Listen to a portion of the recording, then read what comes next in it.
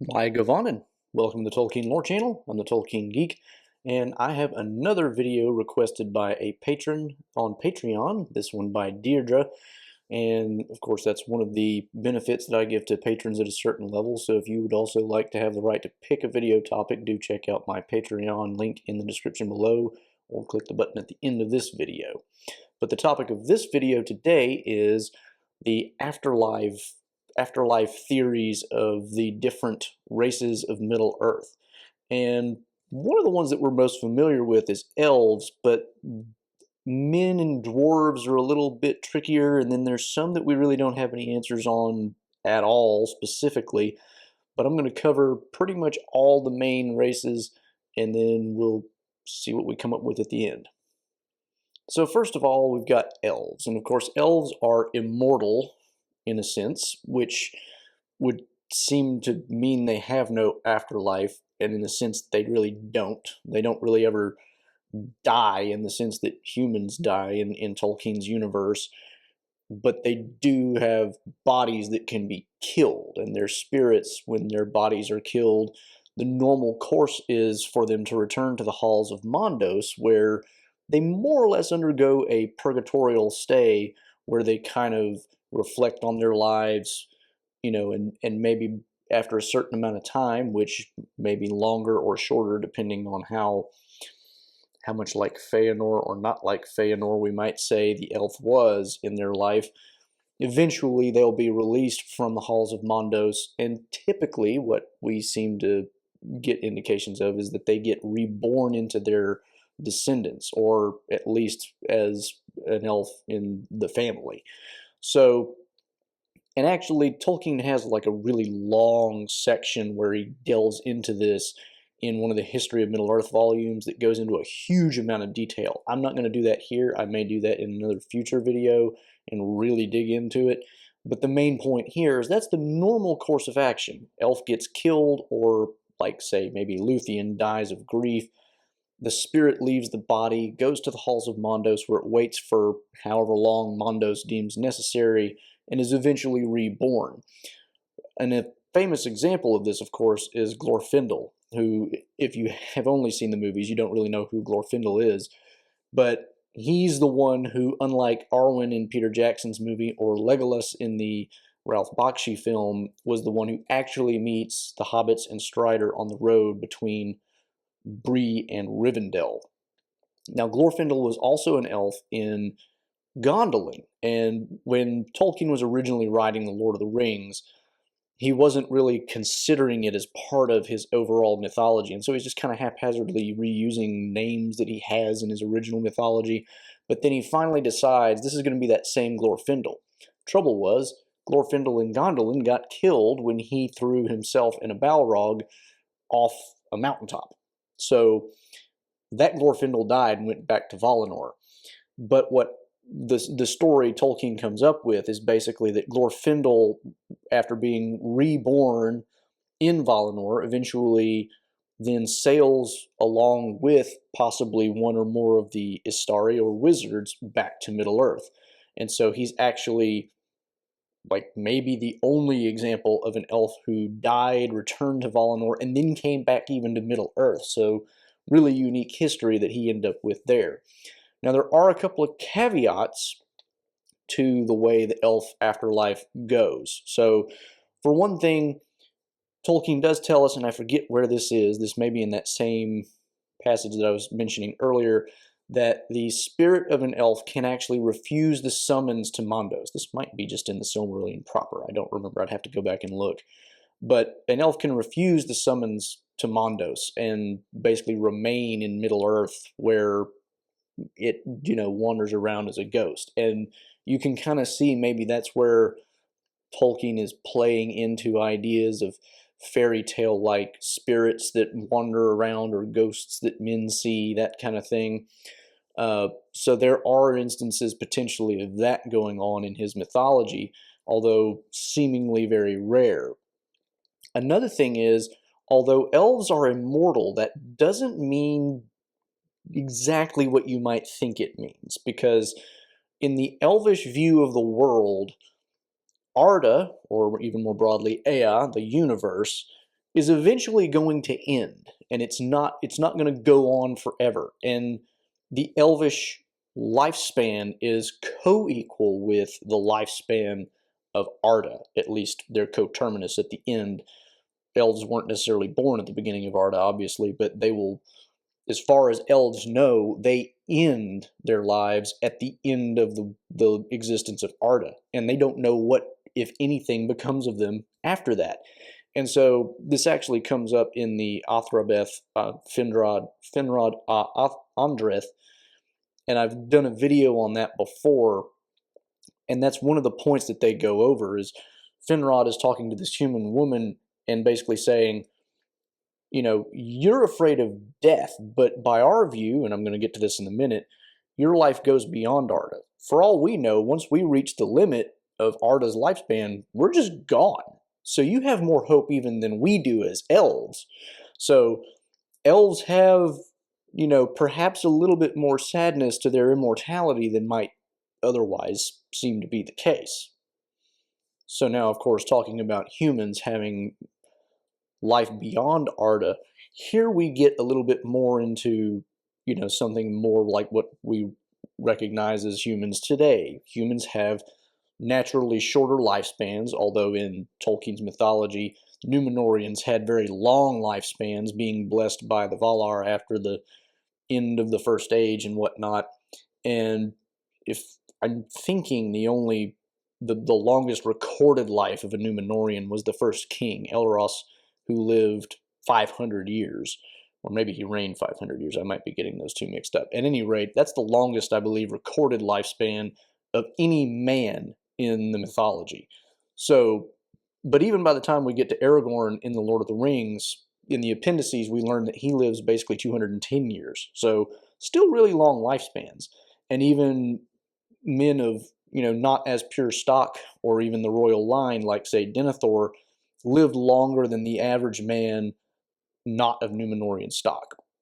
However, men die eventually. If they're not killed or die of grief, they will die of old age. And then what happens to men?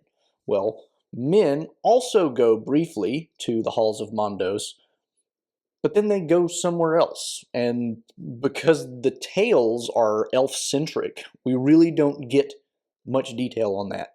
Elves aren't told any of the information about what happens to men, because that's a separate thing as far as they're concerned. They're not privy to those kinds of secrets.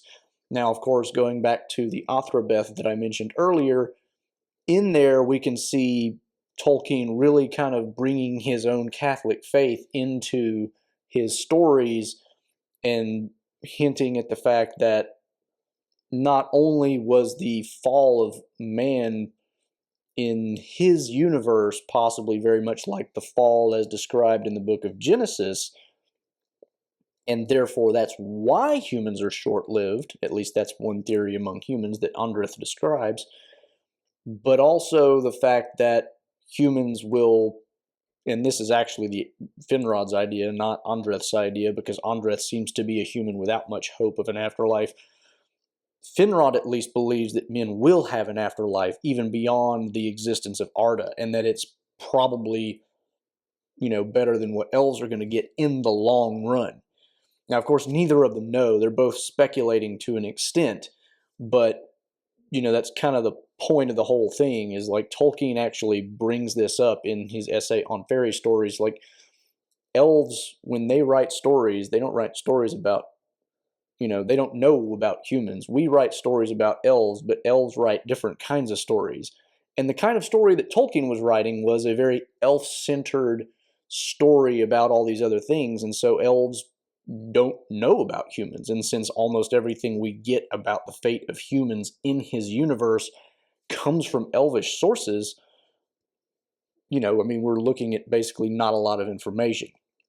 Presumably, though, going back to that Athrabeth issue, you know, you get the idea that Tolkien is very much kind of working his own mythology within a Christian framework, and therefore the end result would be something like a typical Christian notion of, you know, good humans have a good afterlife, bad humans not so much. Elves are a different thing because they just coexist with Arda and eventually maybe cease to exist with Arda. Humans don't. That's the one thing that the elves at least seem certain of, is that humans will exist even after, at least in spirit, after Arda and Ea are no more. And, you know, elves for that reason see men's the gift of men is death. That's their theory on it, is you get to die and leave the bounds of Arda. We're stuck within it. So even though it's really awesome we get to live a long time, you get to go even beyond that, and we don't. So that's men. Now, dwarves are really interesting because we know very little about dwarves generally, and yet Tolkien does give us a very small hint about what might be waiting for dwarves in the afterlife. And he does this in the chapter in the Silmarillion where he talks about of Aule and Yavanna, where Aule makes the dwarves and Yavanna doesn't make so much, but is at least comforted by the existence of what we will eventually know as Ints. So dwarves, when they are made by Aule originally, Aule being one of the Valar, Eru Ilúvatar, the god figure of the Silmarillion, basically steps in and he's like, what are you doing? I'm bringing the children of Ilúvatar into the world in my own good time, and you're trying to preempt it, and that's not okay. Aule, in response, is like, sorry, I just couldn't wait. I will destroy these. And Eru is like, well, no, you can keep these, but they're not going to wake up before mine. So he gives dwarves their own life. And then it goes into a little bit of a description about dwarves. And it says that among elves, it was originally believed that when dwarves die, they simply return to the stone from which they were formed. But dwarves have a different theory about their afterlife. They believe that Aule, who they refer to as Mahal, will gather them in their own separate halls in the halls of Mandos, and they will be kept there until the end, and that eventually after the final battle at the end of time, the Dagor Dagorath, they will assist Aule in rebuilding the new Arda at the very end, and in that way be part of whatever possibly, even elves and men might be part of after the end of the universe as we know it.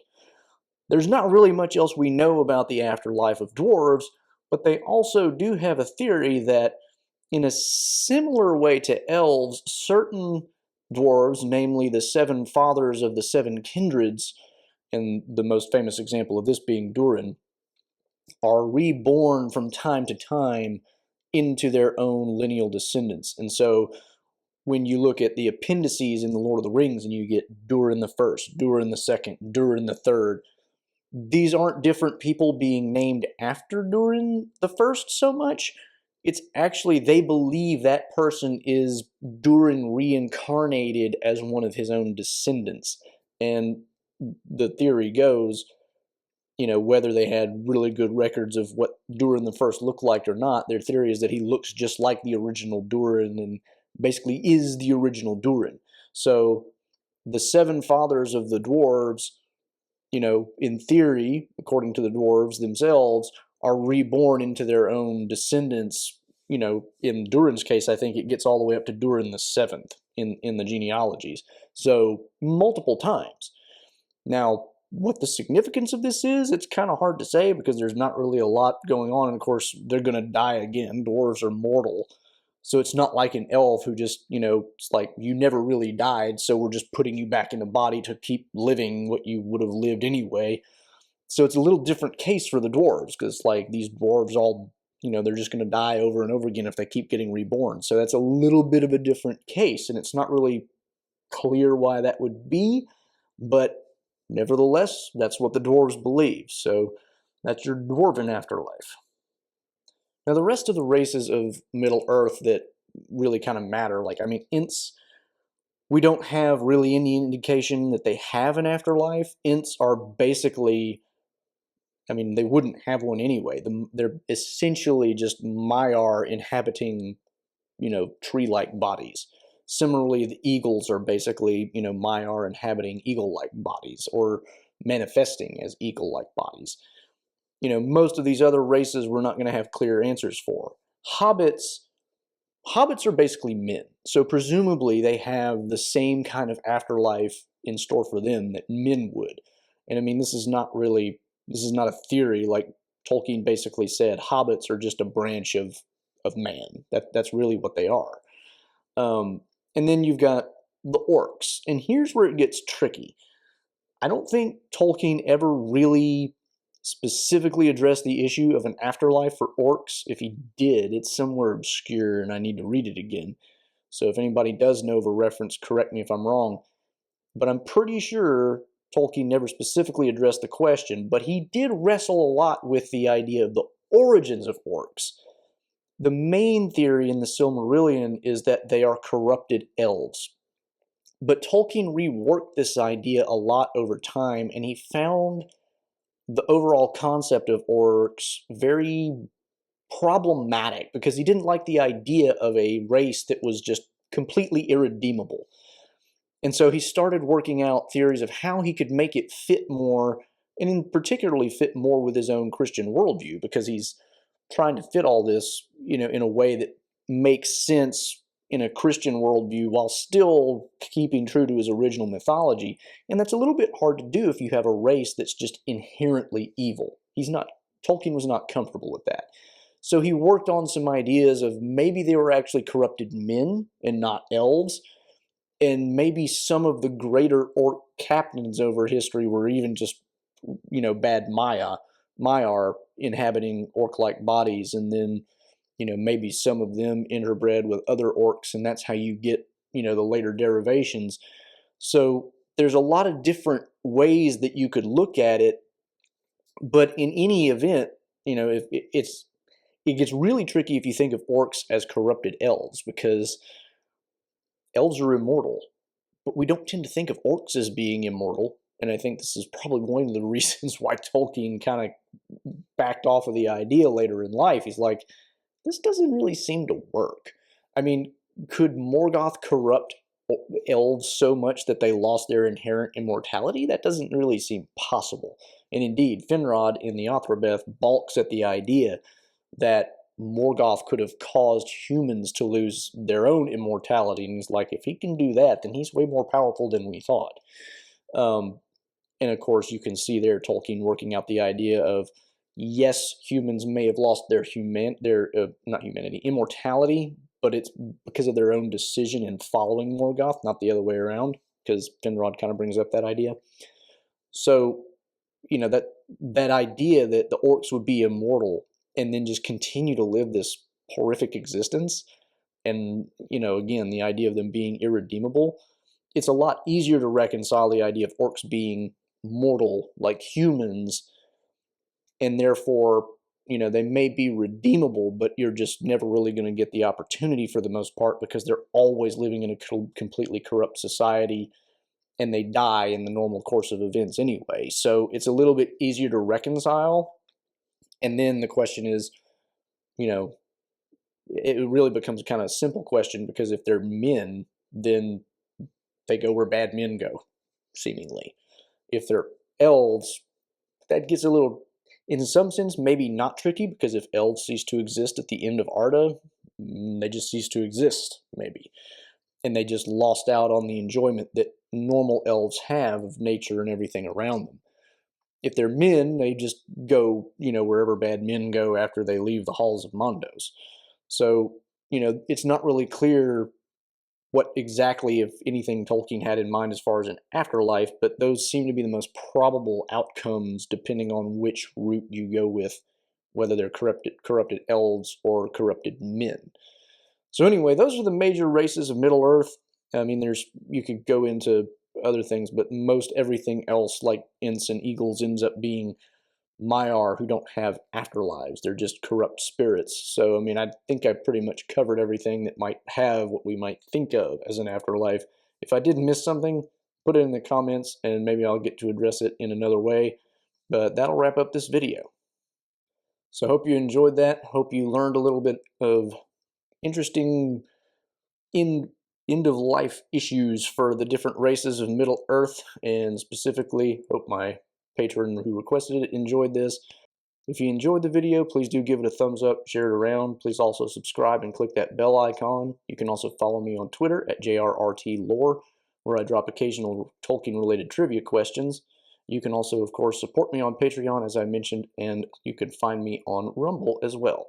Until the next time, I'm the Tolkien Geek, signing out for the Tolkien Lore channel. Namarie.